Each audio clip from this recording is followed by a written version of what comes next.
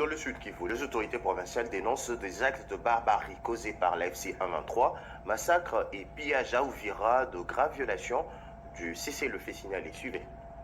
Dénonciation des graves violations du cessez-le-feu par les rebelles de l'AFC M23 soutenus par les Rwandais. Au lendemain de l'annonce par M. Corneille Nanga du retrait des troupes de l'AFC M23 de la ville d'Uvira, le gouvernement provincial du Sud Kivu dénonce les graves violations du cessez-le-feu telles que repris dans l'accord de principe signé à Doha. Cet après-midi du 16 décembre 2025, la Direction générale des douanes et axes DGDA a été complètement pillée par le militaire rwandais. Marchandises entreposées en vue de la déclaration, matériel de bureau, mobilier et plusieurs autres biens de valeur ont été chargés dans des camions en direction du Rwanda. Passant par la plaine de la Ruzizi, voie désormais ouverte pour faire le trafic entre Bukavu et Uvira en passant par le Rwanda. Le gouvernement provincial dénonce par la même occasion le massacre de patients, enfants, jeunes et militaires survivants de balles, grenades et bombes le long de la route Kamanyola jusqu'à Sangue et de plus de 91 personnes,